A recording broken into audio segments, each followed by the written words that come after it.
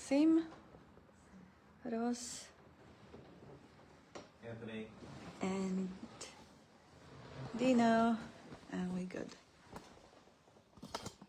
Bob and girls.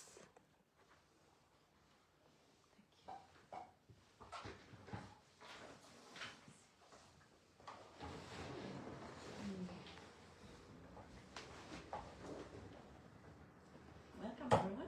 Good morning.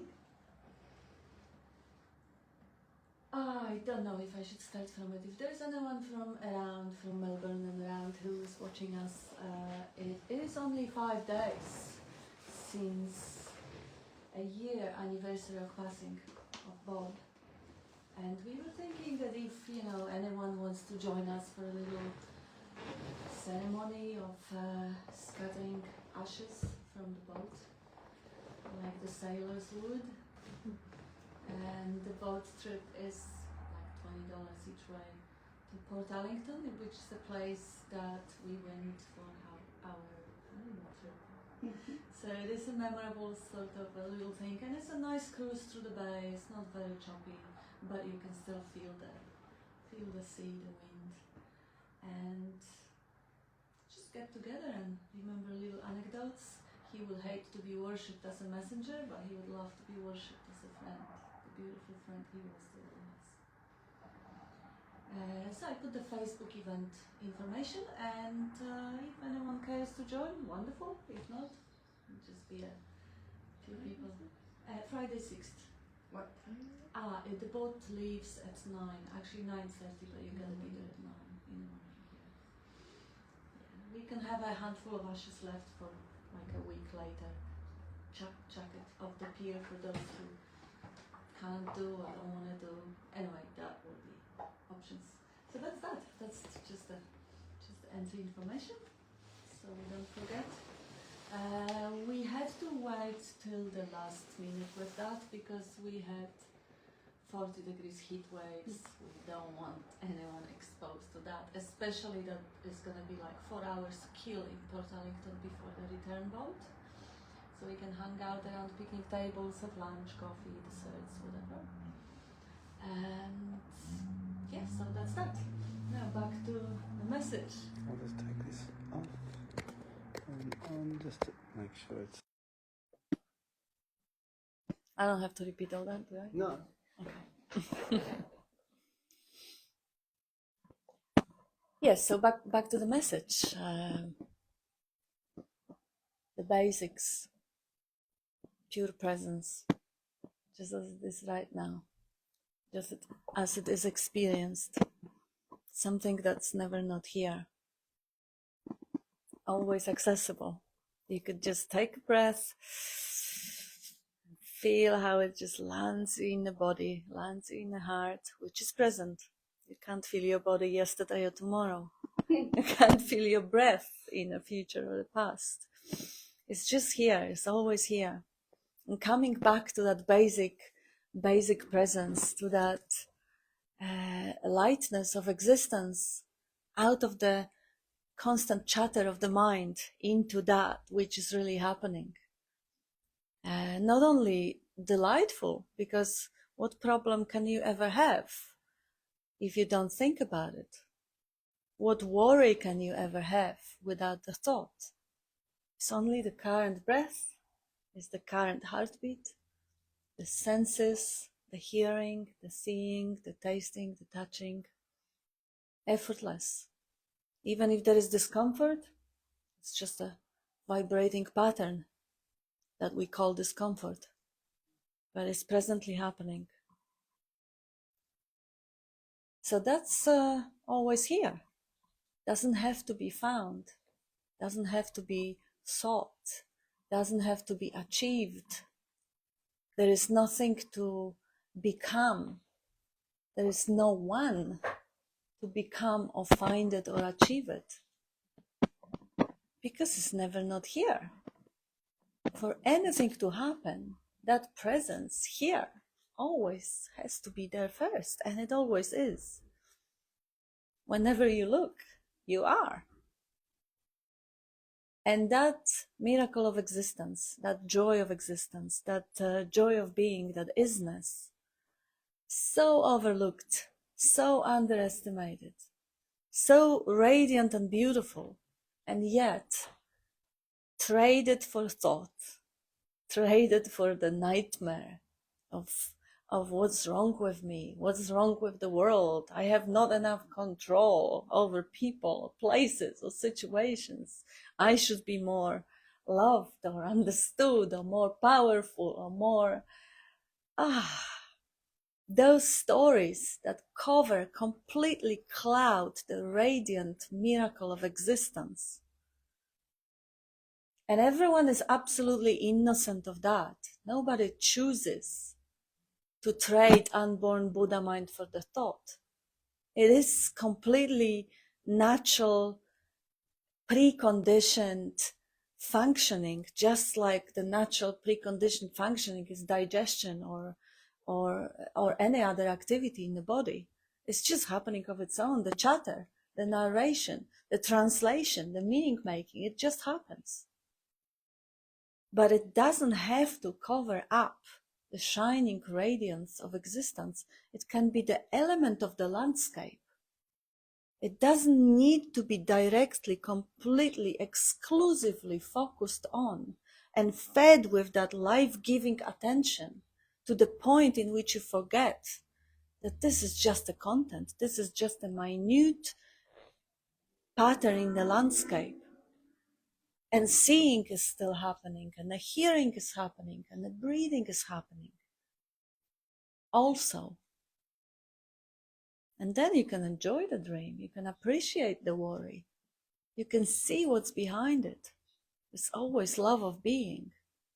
Behind every thought, behind every, even guilt, shame, remorse, all of it, all the labels, all the emotional turmoils are expression of that love of being, that loving care which wishes oneself peace and love and freedom and joy.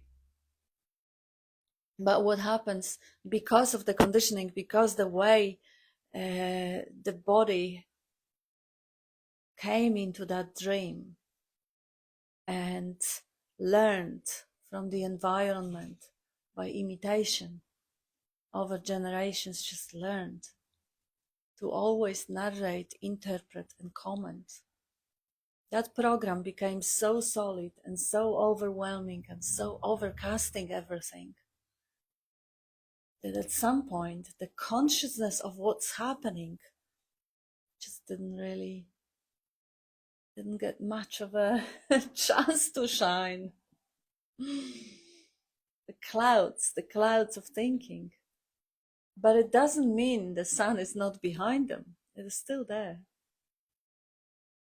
So just acknowledging that aliveness, that existence in every situation, behind every drama. Just resting, taking a breath and being assured that there's nothing wrong unless you think.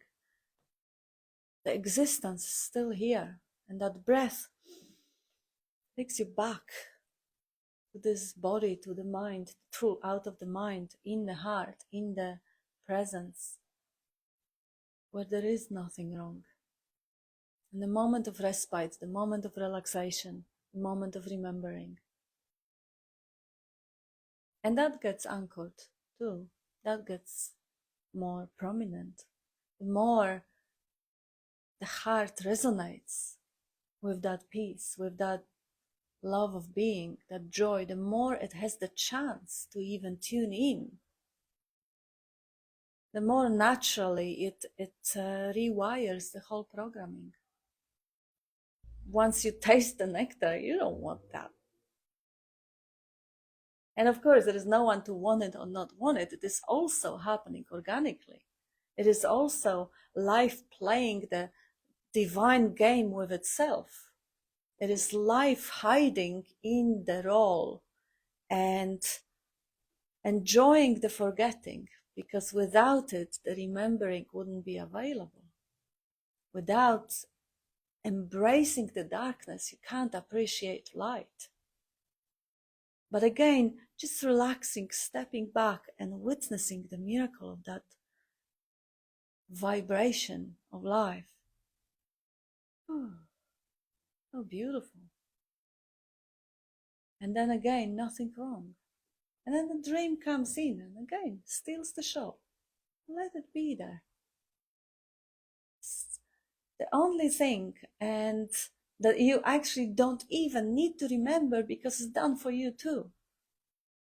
It's just a current breath, a current heartbeat. Don't even have to do anything about it. Just embrace your true nature as the witnessing presence, the consciousness that is never not here and that is always first before any content.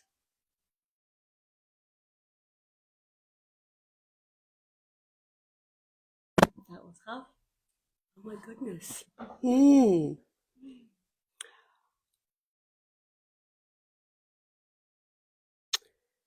Well, mind is not your friend. Mind is like AI, an AI application that tells you what you want to hear, maybe. Is very enticing, perhaps draw you in. But just like the words or the expression or some written paragraph in an AI app, it has no power. Thoughts have no power. The power, they're empty. They are not self-sustaining. What sustains that is attention. Attention focusing on the thought, the seeming thought, this thing that pops up that we can't grasp or hold on to, but we, with our attention, can make it real, give it life. We make it matter. We make it solid in a way. It appears real. We start to believe it, believe in the thought. Oh, because we think, well, mind has done me right before. It's got me this far. I need my mind. If I don't pay attention to those thoughts, God knows where I'm going to end up. How about if that too is a thought that you've been conditioned to believe, brainwashed if you like. And what if in actuality the body, which is intrinsically integrated into everything, nothing is separate, has just been living you, laughing the whole time without any requirement or assistance from belief in thoughts.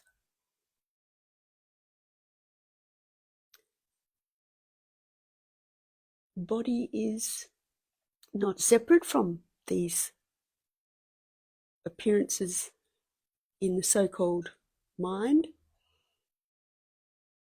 but has a natural intelligence to live and has been doing that since you were seemingly born and did that seamlessly, doing the best, always the best, what's required in this moment right now, and it will continue to do that. Whether you believe that you're enlightened or realized or not, it's always done that and it will always continue to do that. See that when the thoughts, what we call thoughts, appear, you can ask, to whom are those thoughts addressed? Who are they for? Go and take a look. Can you Can you find the address? There's nothing. There's no one. There's no entity, individual entity there waiting to receive them. And as you're looking for that individual entity to whom those thoughts are addressed, see that there's a registering of all of that happening, just happening. There's no reference point, there's no boundary, it's just awarenessing, knowing, seeing.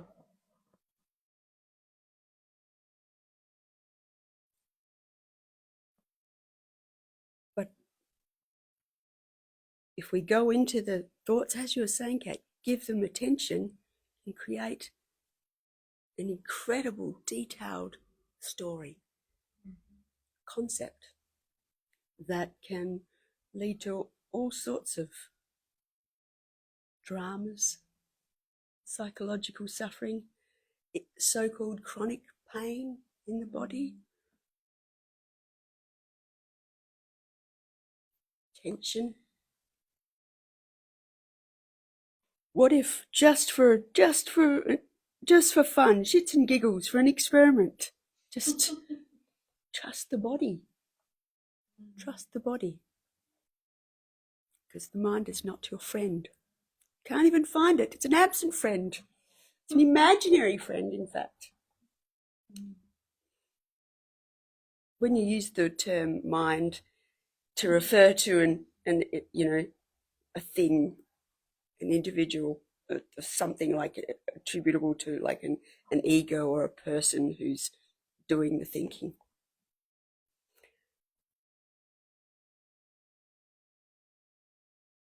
You can't figure it out with the mind.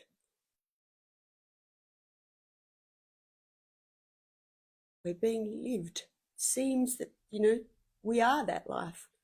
This body is being lived. It's all being done for you, just as you say. All being done. And the thoughts will come and go as they come and go. They may fall away. They may not. But can you be disengaged?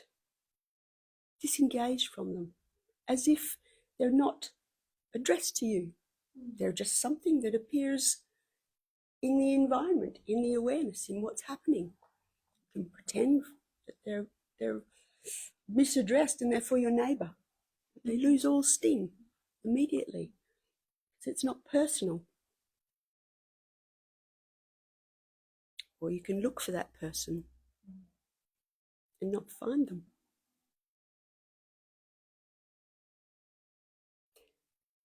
But understanding or being familiar with, not even understanding, being familiar with the mind chatter, the mechanism of it, when it's triggered to go in a certain direction, for instance, self-criticism, that's helpful. That's helpful. Because you can see then, just like anything else, it's related to everything else that's going on.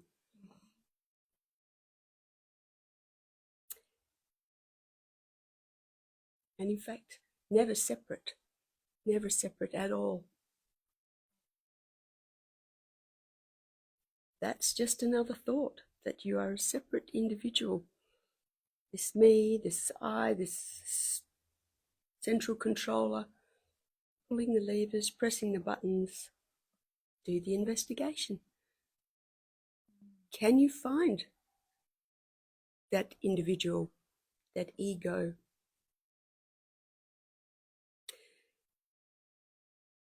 The other thing that you'll notice upon watching, seeing, is that mind, time, past and future they're all synonymous terms.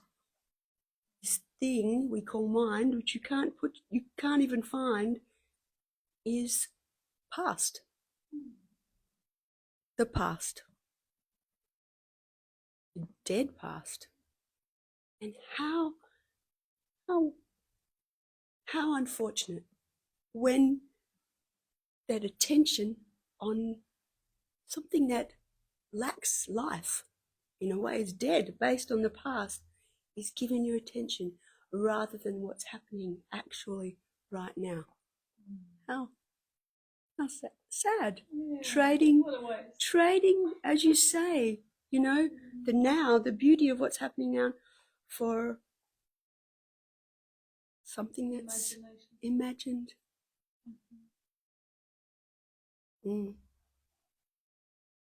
And if you're paying attention too, when let's use the expression head in the clouds, lost in thought, it goes with a sort of a cloyingness in the body, a heaviness, caught up in something rather than the freshness, the aliveness, the vitality of what's happening.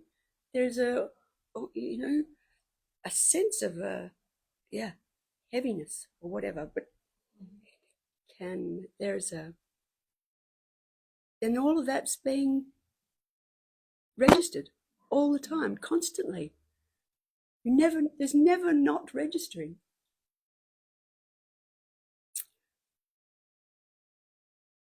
Where can you go from there?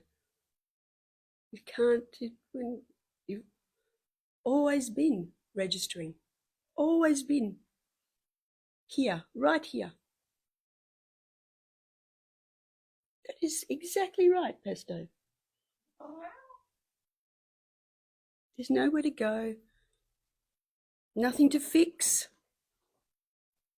unless you believe thoughts, unless there's attention given to thoughts and the energy or power of belief that ultimately leads to limitation.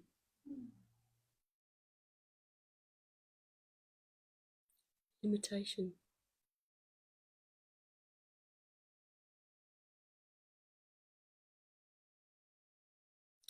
Like, even I'm looking at you and thinking, well, I know you're 51 this year, right? Wow. Aging is a concept. Amazing. It is. Yeah. What is it? What is it? Still have that same sense of, or presence awareness of being that has always been there, and that's never changed.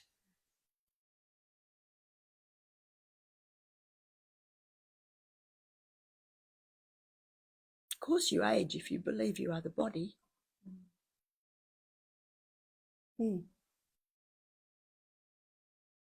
But if it's just another part of what's happening, of the whole, well, it's just like the weather, the wind, changing form.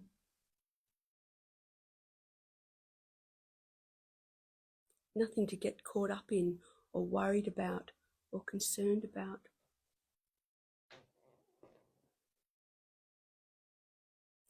I had a chat with a so-called seeker the other day who was, how do you know that this is not real? How do you know this is not real? From what perspective does that question come? Real for whom? Not real in the sense that there aren't things occurring here that are directed at or directed by an individual. That's all imagined. That's the imagined reality, is that situations are happening to me. And it's just a habit habit that we were taught when we were babies, that we watched others perform day in, day out. Well, this is all happening to me. And if there's a me, and there's automatically separation, then I must not be part of this. I must be sitting outside of it somehow. And with that comes discomfort and fear, vulnerability. Well, it's again so important to do that basic investigation for yourself. Go and take a look. Earnestly, again and again and again. Can't do it too many times. And neti as well. It's very helpful. That sense of presence, that just being, does that change when a body part falls off? Or you gain 10 kilos, or you lose 10 kilos, or your hair goes grey? Still, that presence awareness is unchanged, still, silent, consistent, never absent, from moment to moment. You can't miss it, can't be without it, can't be fixed, can't be improved upon. All of that I need to find something, do something, understand something more deeply, it's all mind stuff, thoughts. And what a beautiful relief, beautiful relief. To accept that, well, you're not the doer. Never have been, never will be. Never got anything wrong, never got anything right.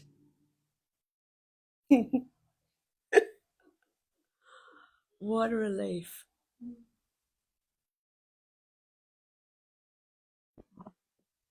Anyone?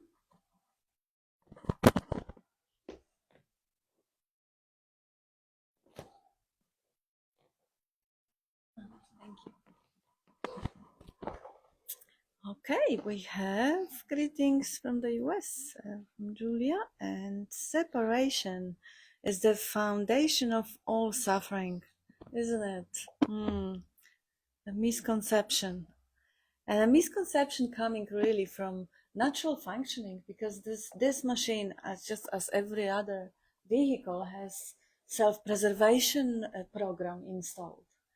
And because this machine is concerned about its own survival, and it is translated by the mind as a thought, I am concerned with my survival, the assumption is made that I am this machine.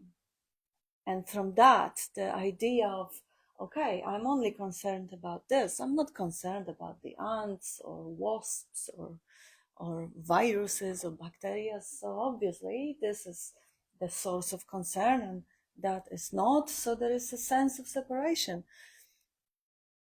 But if you really look at the direct experience, is it really I that is concerned? Is it really I that is making sure the heart is beating and the blood is circulating? Or is that narration just a translation by the mind of what is happening absolutely effortlessly, without any action, any doing, like Tanya just said? And same with everything, same with seeing. The attention goes to the left, goes to the right, by itself. Is dancing with the environment. Something happens here, it goes there. Something happens there, it goes there. Naturally, one with environment. It's all happening within that space of knowing, inseparable from any of that happening.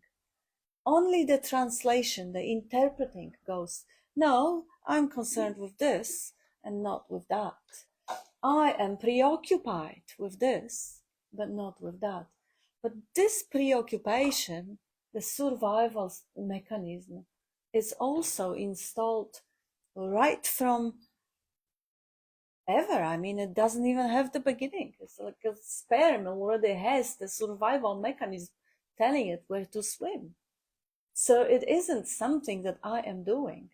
It's just an interpretation of natural function of this machine to breathe, to see, to think, and to interpret. I'm not doing any of it. It is happening within the consciousness that I am. The sense of separation, the misconception of separation comes from that overlay of narrative which says, no, this is I and this is not I. Without that thought, can you ever separate yourself from the consciousness? Can you ever separate even the body?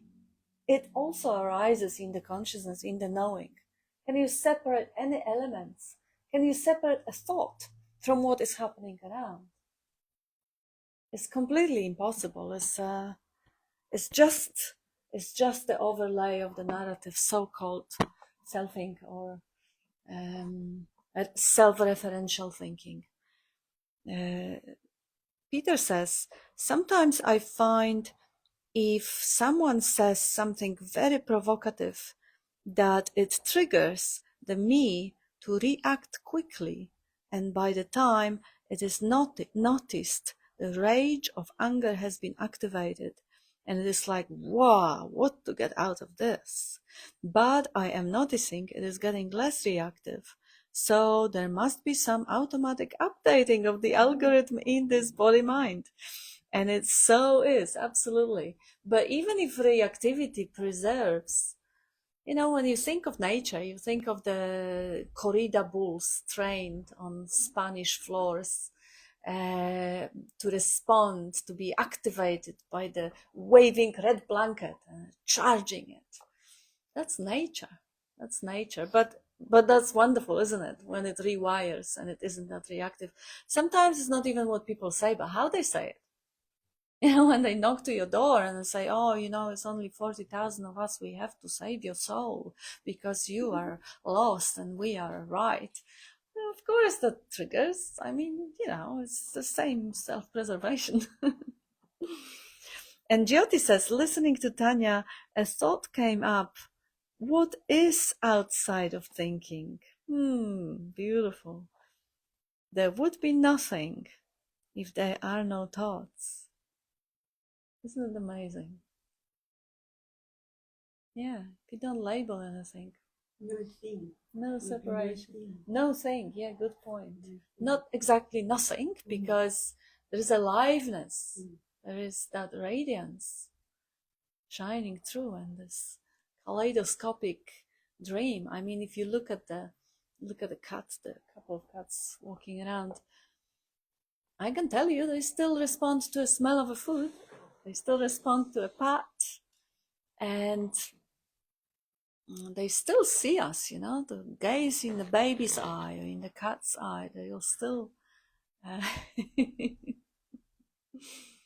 look at her. But yes, without thoughts, there are no objects. There is no separate objects related to the reference point which can't be found. Oh, wow. That's another one. He wants a close-up too. Best. What?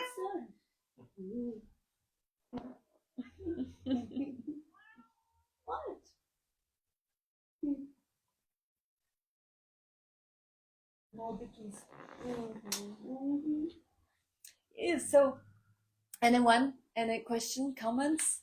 Everyone knows the fact of their own existence. So tell us about it. What sits with you? The good thing is that, you know, when you reiterate what is clear, what is obvious, what you resonate with, even if that is just a one old pointer constantly repeated, that not only that is the resonation that you offer to your own musical instrument in your own frequency, in your own voice.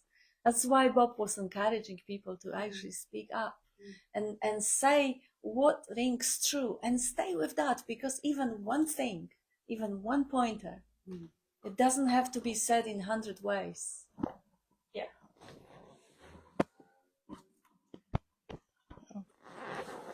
Thank you, ladies, for your spiel today. Speaking about the no thing, in this book, Bob's book, Beyond Mind, Beyond Words, he said in page 2 to keep seeing that there is no thing that sees, and recognizing that seeing of itself is happening naturally. And then the recognizing of the natural seeing will appear to last longer. What does that? Recognizing that natural seeing will appear to last longer. What does that You forget. mean? Forget? You forget. You know, you remember now that you naturally seeing. Like right now, the seeing's spontaneously happening. Yeah. But when you are engaging with trying to understand, grasp with the mind, you kind of lose sight of it. It's still happening naturally, but you lose sight of it. When you put attention back on it and just quieten the mind for a moment and just see that field of seeing, that you're not doing it. Without trying to grasp it, you will see that, now you can stay with that recognition a little bit longer. And then it may actually become like a base, a ground that is always there. See that our attention is somewhat trained to always attend to the most urgent, the most significant, the most important things, which is always a survival. And thoughts are like viruses, which also love to be and want to be. And if you even see at the social media or entertainment, or even if, people who have their businesses, how to, put the bullet points that they really hit you in the head, that they're really powerful, like keywords that will grab the attention and hold it. Fight for attention, fight for that life essence. So the mind at this point is so predominant, is so hungry for attention, that the natural seeing, even though it's happening all the time, is completely overlooked, because we have these powerful keywords that grab the attention. But when you just relax the thinking for a little bit and notice, wow, see, I'm not even doing the seeing. It doesn't have to be done. And it's just there, completely available. And staying in that, wow, it lasts longer. Can you see? It seems to last longer, but it's never been gone. It's gone. never been absent. That's right. It lasts longer, but it's not something that the mind will always want to make it last forever. It's the mind telling you that it seems to last longer. That's a commentary. Really, that's all that there is. So it's always been happening. It's the mind, it's the thoughts that you believe that say you haven't been present. You're always present. Nothing ever occurs outside consciousness, ever. The recognizing is something that comes and goes when you're in attention, when you're not paying attention to the thoughts. It's something that will always be. It's always like a practice. Is it a practice? Bob has actually a lovely description in that book where he talks about how it's attention, like the sun's rays, focused through a magnifying glass on the point on the body, will burn. Yeah. It gives it the power of burning, to change something, whatever, on the body. But when the magnifying glass is removed, the light, the heat will spread evenly and naturally over the entire body and dissipate naturally. So it's, talk about power of attention, but also even that, the words coming out of this mouth is all part of the story of what's happening, right? And there doesn't have to be either, and there isn't ever a person, an individual there or here for any of this to be occurring. That is actually how it is. It's imagined that you're an individual separate. And we're all separate here with our own separate controller sitting behind our eyes somewhere. Actually, what is your true and real experience is that there's just a discovering. It's an illusion that you are discovering as an individual as well. There's just what's happening right now. And when these other, with these things, something we call thoughts, which seem to occur, and this, as Bob says, light of attention is shined on it through this magnifying glass, looked at closely to the exclusion, seemingly, of everything else that's happening, because you're focused on this thought, and it's so distracting because it's told me something I really want to hear, or know, or I really want to believe, or have come to life. That's what you'll get. It's but your attention reifies it, gives it life, makes it matter. What if you took away the magnifying glass? What if that was gone? And the thoughts come up and they wriggle around, have a play, and then they dissipate naturally.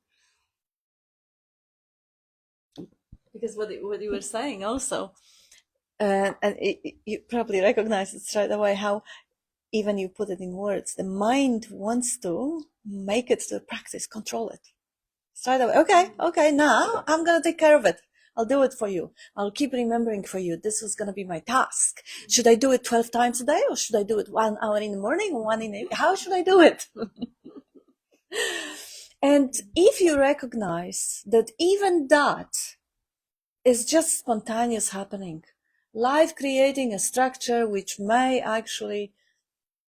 just do the job, but you're not really handing over any real control to any real mind, because there is no mind and there is no control. But you can see how this spontaneous idea shows up, and thank you, because that actually is what's happening when there is that love for the truth and love for being, and there is a resonation, and there is a calling, like, I don't really care about anything else. This is the only thing that drives, the longing for that sense of fulfillment, for that embodying that union with embodiment, union with that oneness or God, or whatever the imagination may be. Doesn't matter. That's also provision made by life. And it may bring about the discipline. Okay, let me pause and have a look. Spontaneous seeing is happening. And then, the dream will swipe you again, go on a roller coaster, up and down, survival, everything. And the discipline comes spontaneously again. And then the mind comes, okay, let's do it every hour. Let's put the alarm clock, and every hour we're going to have a bing. So what? Whatever. Say yes to life. What's the big deal? Though, be mindful of the story that mind will make of it, that, I'm in charge now. Now this is my job. I'm important. I'm real. I'm separate. I'm in control again. No. If not for the consciousness, that structure couldn't have come up. That idea couldn't have come up. It's quite inspiring, and there are lots of inspiring ideas there. All the pointing is really throwing the resonation of inspiration And if it brings if it responds somewhere, discipline comes spontaneously. And the mind says, oh, I've done it, I remember, I did it, I'll structure. But yeah. Make it a practice. Just be mindful that, there's no one that is making anything at all. Voice. Anyone? Yeah.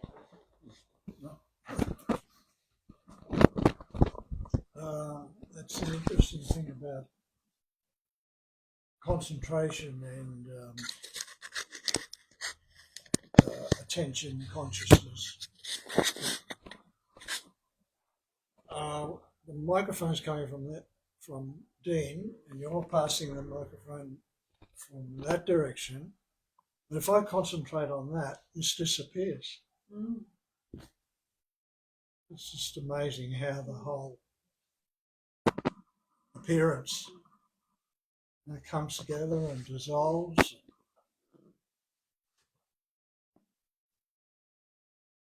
Amazing magic show.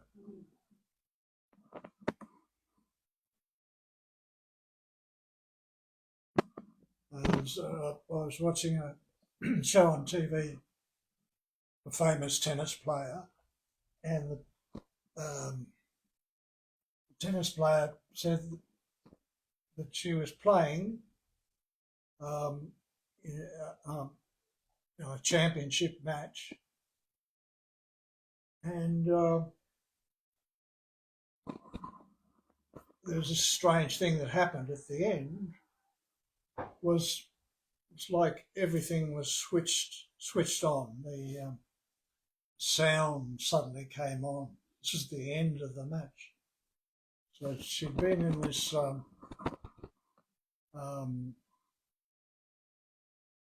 in the zone where the normal senses were heightened to such a degree that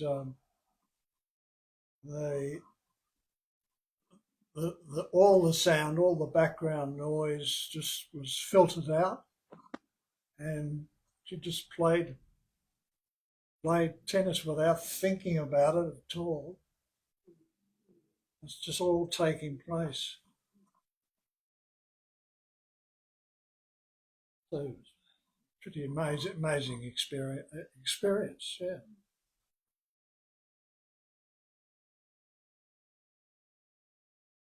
But we're actually going beyond that, because there is some knowledge that you don't do anything. It's all happening automatically.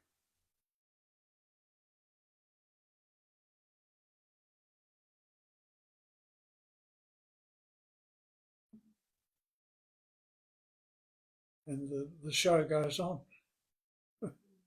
Whether whether there's apparently someone that's taking place and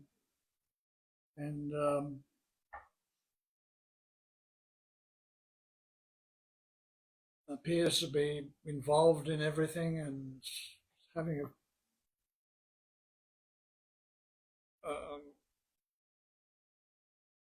having the illusion of acting out this or that action, but it's all just taking place.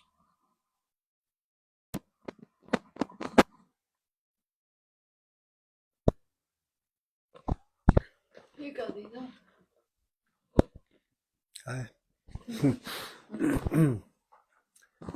Yeah, that point you picked up about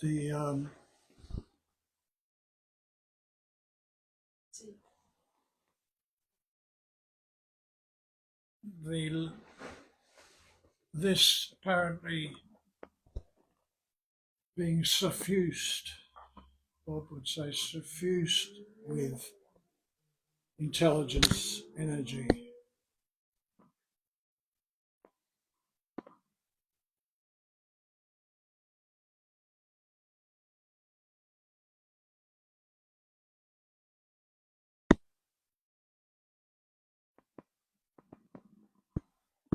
It's all here. It's all there at one's fingertips, so to speak.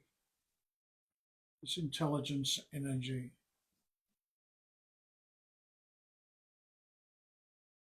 It's emptiness, the emptiness itself cognizing, and the natural seeing naturally. difficult to talk about it, because we're speaking about just one.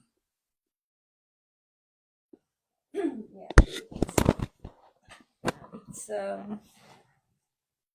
because life is happening and everything just can be so quick, isn't it? That there's no time to think that, oh, let me think about it. Or you're just reacting most of the time. We're not. How are you feeling? We were just reacting to this, the energy that's happening, that intelligence energy. It's creating everything that's happening around us very fast. It reflects a lot of the time. Autopilot. Yeah, the body is just responding. Yeah. It's just the natural responding. We don't have time to think. Well, that time is thinking. Okay? Time is thinking. Time is thinking. What is thinking is a reminiscence of, or a projection. It's imagined. So don't have time. You don't have to think. Yeah. Thank goodness. Thank goodness the body's not waiting for me to figure out what to do next. For me. Yeah. So we're talking about responding to the energy that pops up. Sometimes the energy is more significant than others. Sometimes it's like you're driving and somebody does something or something very significant that may potentially impact your life, shows up in a very significant way. You hear stories of people falling into the space of awareness automatically, and most of us take a long time, and it almost seems, I don't know, and it is, I know it's images of the mind, or is it taken this long because we're, or however long it takes, because we're sort of addicts of the neuropeptides that get injected in our bodies and we get used to those responses. I don't know. But I know that when the significant things come up, that's where, and this is an ongoing conversation with me, is those are the challenging times. So it almost seems like, I don't know, we're talking about creating, being mindful to the extent where you practice doing the investigation, reminding yourself to do the investigation on a continual basis until you develop the habit of doing it to the extent where you resonate, allow yourself to resonate from that space of awareness. And I know that it's always there, like it's always there. These are all fabrications of the mind. This is the clear message, right? At the same time, I seem to not be aware of it in the intensity of some things that pop up in life. So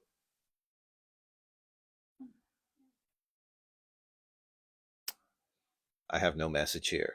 But the question is, yeah, there has to be some, and I'm practicing, but at the same time, it's, yeah, that those are the really challenging moments in life. But it's not now. No, it's not right now. Well, I think the tendency is we like the mind, that person, like to be in control. We like to practice, and but when it comes to the crunch, like I was once driving down the freeway and a mattress from the truck next to me fell right in front of my car. And suddenly everything goes into slow motion. Yeah. And then, I don't know what happened, and we drive past the mattress. So we can't, it's like we have no control at all, really.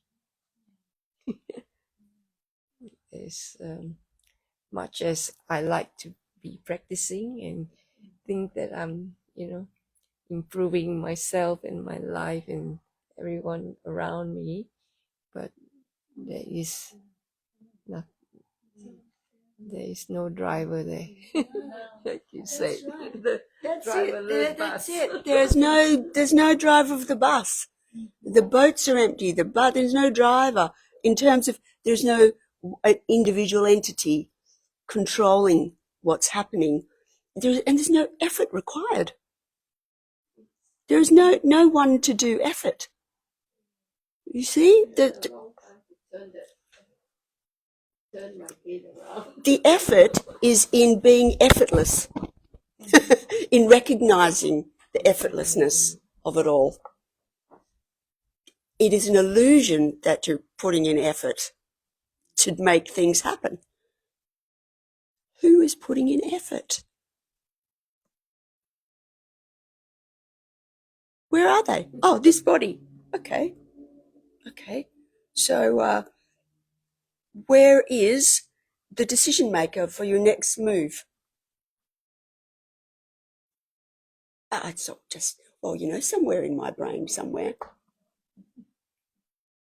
This is all a habit, an illusion, to think of it coming from somewhere.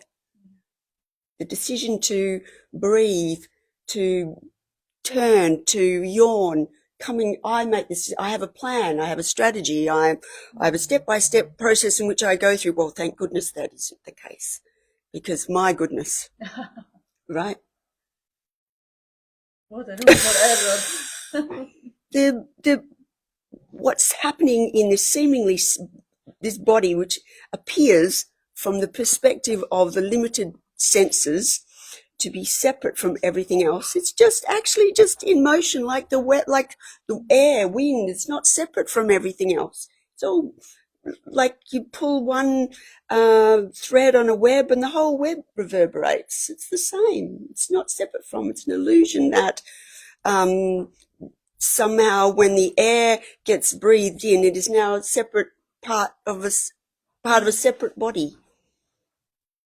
It's all part of the concept of being this vehicle that appears to move around. But when you actually go and look, and we know that which is real is what doesn't change. It remains itself, if you like, which doesn't change. The only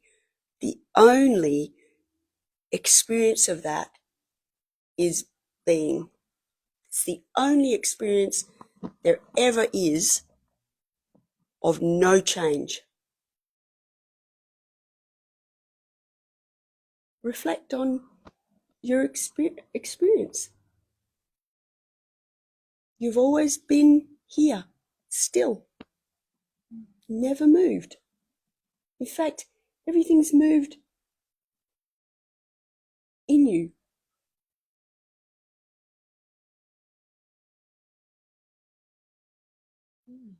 Yeah. In you. See, when you were when you were on the road and the truck dropped the mattress, what was the experience? Weren't you always here, right in the center, right in the middle of the whole thing? There was a road around and cars. Now there is a room around and people. Another time there might be a bathroom or the ceiling or the bedroom or whatever.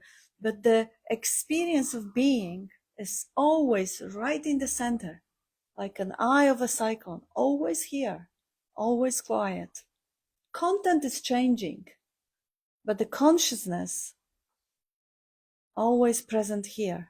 It's never out there. It's only the mind that tells you, yeah, but I was there on the Belmore Road and this road, and but without the thought, direct experience says, no, I was right in the middle, right in the center, here. Everything else was, it's the translation, apparently this capacity develops about like when the baby is born about 8 months old, then it starts conceiving of a space outside immediate experience. For example, out there, the mother appears and speaks to the baby right in front of the baby, and then the mom goes away. So in the experience of a child like 3 months old, it vanishes. It is, it isn't, it is, it isn't. So it's really energetic. If the mother is peaceful, then the child may be nice and quiet when the mother is absent, because the energy is consoling. But if there is a stressful environment, the child, the moment the mother disappears, trauma, abandonment, whatever, if the energy isn't soothing. But about the age of 8 months, the brain doesn't learn, but the programs started being uploaded there, and the conception comes that out of this immediate space, there is a space which I'm not seeing, but it still has real existence, and the mother is out there, and she comes and goes. So there is like conceptualization of space that is still, and objects that are moving. And I'm one of the objects, mom is another of the objects.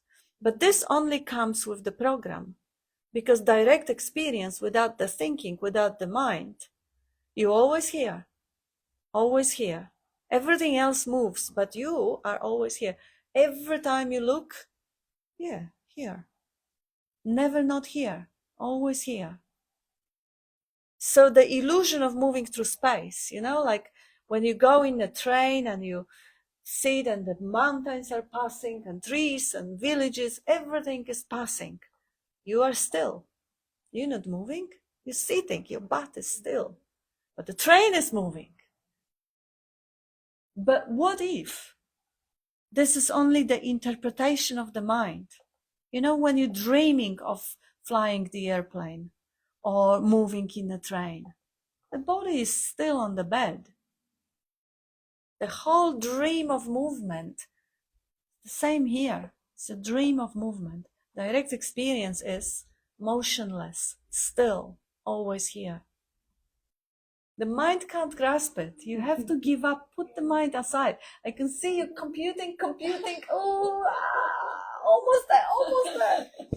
Not gonna happen. The program is running just as well. You don't want a program. Let it run. It's helpful. It helps navigating.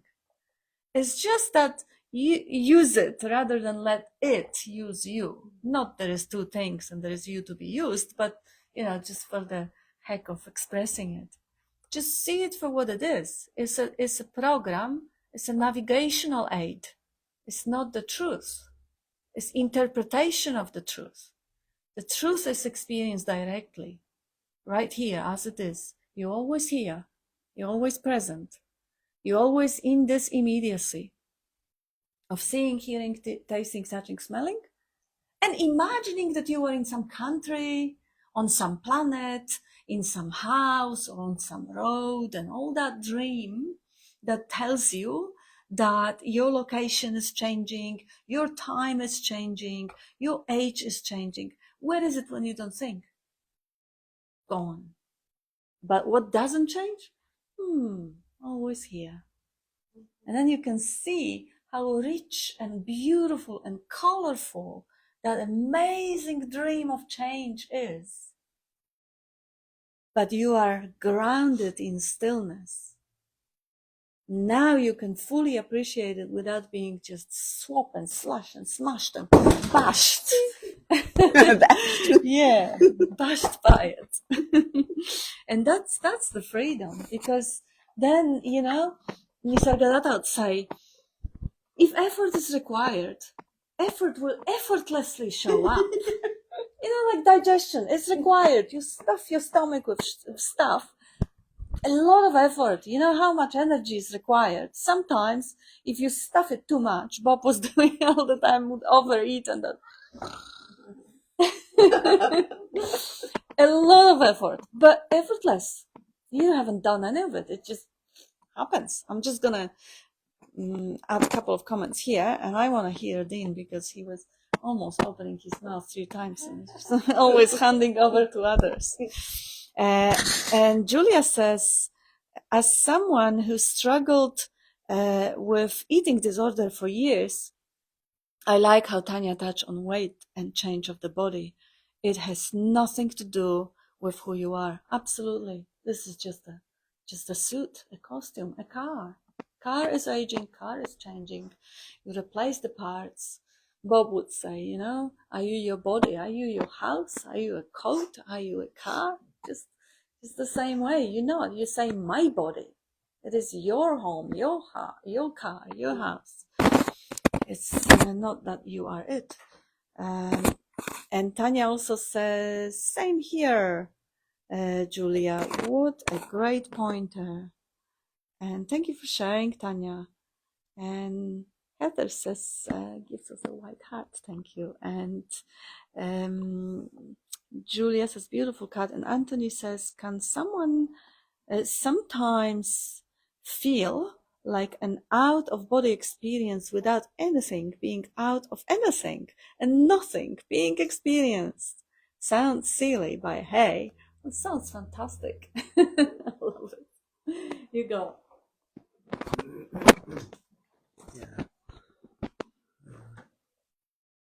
Yeah, this always here business is not here seated on this chair. It's not anywhere. It's beyond here and there and anywhere, because it's like this, like you're reading the seeing. Keep seeing that the seeing is happening. The seeing is always the seeing. Everything's registered in the seeing, you could say, and it's not quite true, but it's the aliveness. It's always alive. It's always a presence. So mattress falling down, mattress moving this way, moving that way. It's always the same seeing, the same appearance, the same awareness in which everything appears, everything, which is really, really nothing. Like it's an amazing show.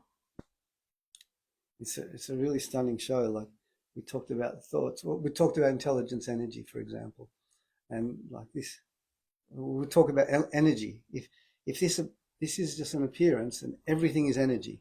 So this solid thing here is actually energy, molecules, atoms, vibrating at a certain frequency. A thought, what's a thought? And another form of, what's a word? Another form of energy appearing as a sound wave. Or what's a thought? A more subtle form of energy. So it's one essence with infinite energies expressing themselves in so many different ways. Who are they expressing themselves to?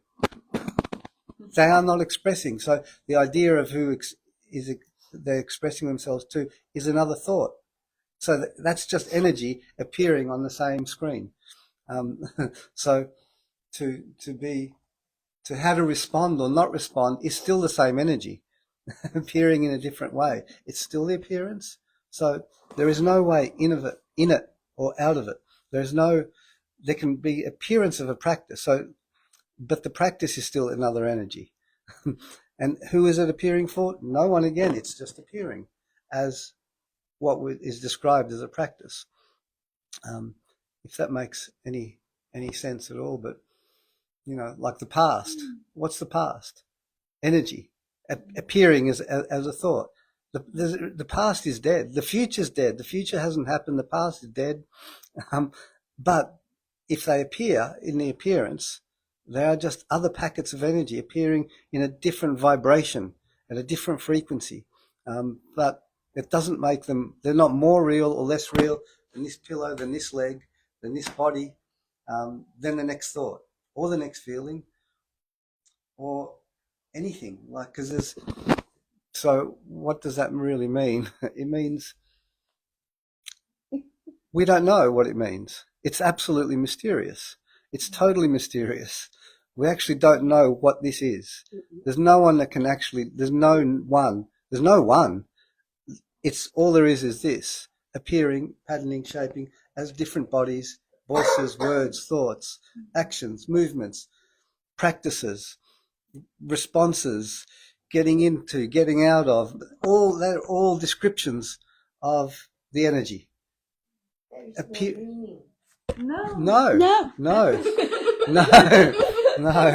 No, exactly. There's no meaning. And an appearance, this must mean that, is another pattern of energy appearing in the same space. It's like, where can an idea land on this? Where can you try and figure this out, work it out, understand it, rationalize it, conceptualize it, analyze it? You can try and you can point and you can explain it in infinite ways and through different descriptions and pointers. But at the same time, it's always mysterious. It's completely unknown, and like the cognizing emptiness itself is really what it's saying is it's like everything's been registered. All these energies are being registered in some way or another. So they're known, but what they are is absolutely mysterious. And so therefore there is no time. It's just the registering of time's another concept. The idea of time is another energy appearing as an idea of time. So it's actually quite outstanding. So keep practicing that, and see, like how can like there's no practice, there's no way in or out, or no betterment.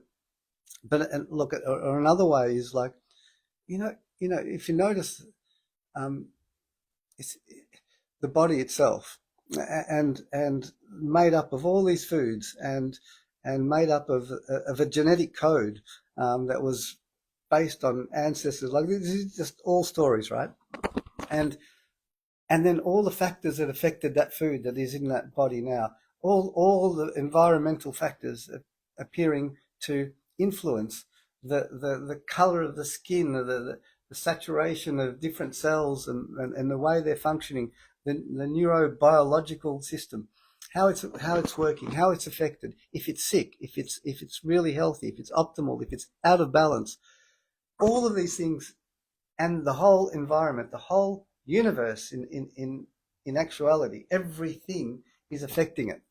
So that is creating like the perception, almost like the perception is through a lens that's been completely modified by the whole universe. So whose perception is it? And so if the perception, I see things are lovely, or I see things are shit, or I feel depressed, or I feel happy, or I feel blissful, no one's doing it. This is, I don't know how all this is working. These are just descriptions. But in those descriptions, you can see that you're not the body or the mind, and the whole universe is actually influencing everything. But yet that is still not known. Don't think I know something that you don't, or someone else doesn't know, or something higher, or talking from a higher level of consciousness, or some bullshit like that. These are just words spontaneously appearing. But it's not just these words. Your words are spontaneous. Everyone's words. So there's not just no doer here. There's no doer anywhere. And there's not even the fact that we're even talking about a doer is sort of even implying that there's someone who's not doing. It's worse than that. It's far worse than that. There's nothing being done by anything. It's just, wow, one big cosmological explosion that is just immediate. It's just present. It's not a millisecond. It's not going to come and go, there's another registered millisecond. It's always that same presence. It's like a light show it's lit up because it's of the aliveness. It makes objects appear real. It makes thoughts appear real. Makes a body feel like it's something, and makes distance seem like it's something, and makes space seem like it's things in space, and motion and movement, and people navigating space and doing good things and doing shit things, and but it's all the energies vibrating at all these different ways. But as I said, they're just like exploding now, absolutely now. It's closer than now, because now doesn't even give it justice. It's so immediate. It's so boom, like yeah. So it's like sometimes the whole thing can get a little bit complicated trying to understand. And I go, oh yeah, well if that's me, and I need to look at it this way, and if I look at it that way, and maybe I can keep seeing like if you that pointer keeps saying there's no thing that sees. Recognize that seeing of itself is happening naturally, and the natural seeing will appear to last longer. Yes. So it's really important. Like it's not keep doing this practice and you'll get better. It's describing an appearance. Everything is describing the appearance. Every word, every thought, everything is describing an appearance. This is describing an appearance, and the appearance is bang, here, now, spontaneous, alive, immediate, undeniable, and it's the same appearance, the same presence, the same immediacy. That no one is exempt. There is no one, and there is no exemption. It's except there's a couple of no, couple of exceptions. No, there's not. It's impossible. It's like saying, can something be outside of it, or something beyond it? Yeah. But this is an imagined thing. You hear it more and more in science, and people talking about, outside of consciousness. Somebody has described that outside of consciousness exist these obelisks hanging in nothingness. What the hell? I mean, what? So somebody in the dream has described something outside of consciousness that's hanging in. How bizarre! How just, I mean, for a moment, consider that any. Wow, no, it just doesn't make any sense. But the effortless isn't. All those beautiful adjectives that you use are absolutely spot on, and truly, really, absolutely effortless. Everything, all this happening is effortless. Effortless spontaneity. And the word spontaneous now, as you say, doesn't, the minute, it's gone, it's done, it's what can be said? To be effortless, then really it's be accepting. You just accept. Even effortless is not right, because effortless requires there's somebody not putting in effort. Or just say there is no thing is required by any body. There is no body to do anything. Never has been. Well, there's nobody to accept. No. Correct. No. Correct. Effortless. And actually, I have a couple of comments here. One says, Chandika says, beyond name and form, as Nisargadatta said, beyond name and form and cannot be known, I am that. And I absolutely loved every word that came out of you. And this is the describing of the absolute meaninglessness of the mystery, which is only killed and lost by the attempt to objectify it by the mind. Because the moment I'll make it an object to grasp, I make myself a subject that grasped it. So you want to lose the ultimate freedom of that beautiful, meaningless, absolutely mysterious dream? try and grasp it. That's the way. You want to objectify something that is beyond conception, employ the mind, put the labels, I have it, you don't have it, that have it. That's the way. But if you see how keep the mystery alive, just let it shine of its own. Just let you are already lived by that mystery, whatever you consider yourself to be. Whether you the whole field of consciousness, cognizing emptiness, whether you this current breath or the feeling, whatever you consider yourself to be, you are effortlessly being lived. There is no need for anyone, because there isn't anyone, to grasp or understand anything. But the urge is for the mind to stay separate, to stay objectifying. Yes, but I want to be in charge. I want to be separate. I want to be in control. I want to know. I want to understand. I want to write the equation. I want to find the solution to the life and the universe. I want to have the quick, short E equals mc squared, or answer is 42, or whatever it is. But the math and the equation is just an appearance in consciousness. How can the appearance grasp that which it is just a minute expression of? Is absolutely impossible. Understanding that not only it is absolutely killing the freedom, the only freedom there is the freedom in which there is no one who gives a shit, no one who wants to or needs to figure it out.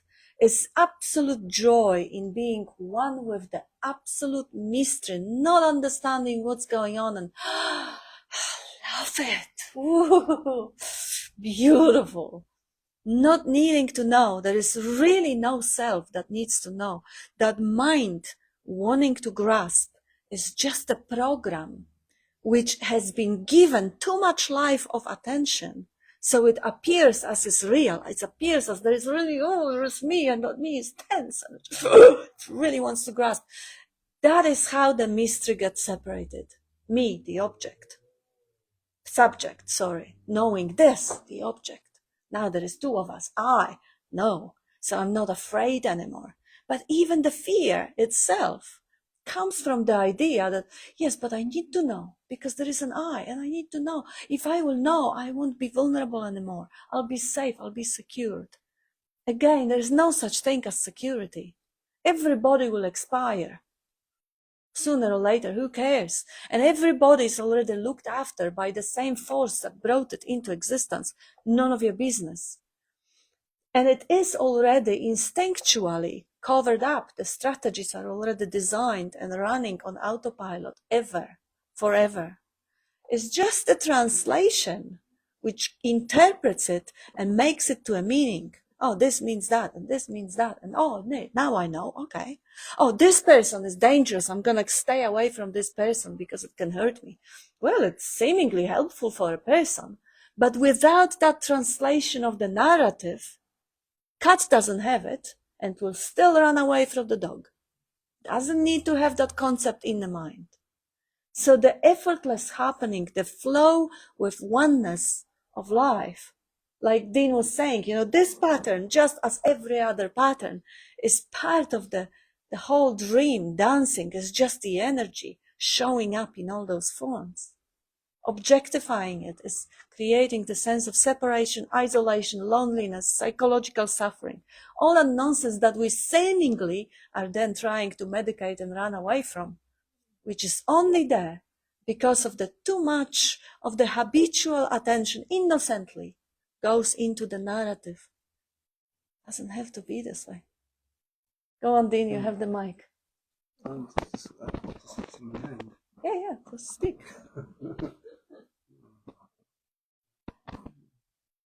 Yeah, well, no, I think you covered it quite well.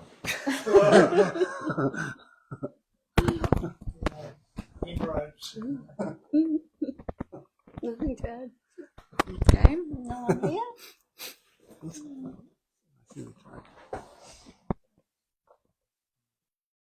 Yeah, so wow. Thank you for the lively discussion and the contributions and the honesty and yeah. Never knocked out. Doubt is wonderful.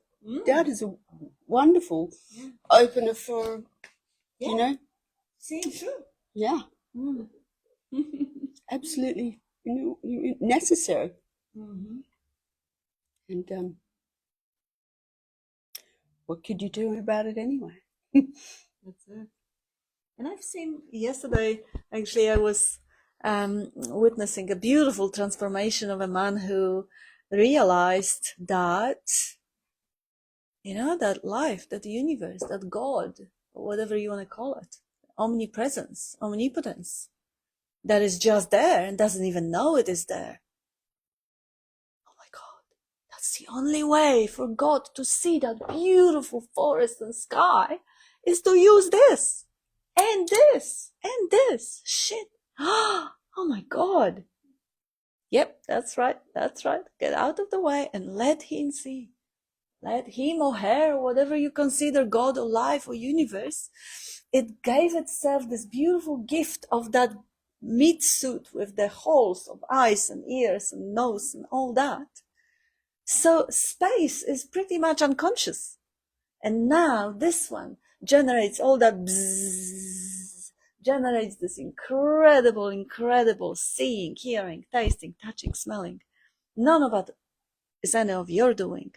And to just see someone coming home and relaxing and realizing, wow, this is so simple. You don't have to know anything. You don't have to think anything. You don't have to hold on to the old idea of being unworthy, feeling a survivor's gift or trauma or attaching to the story of me.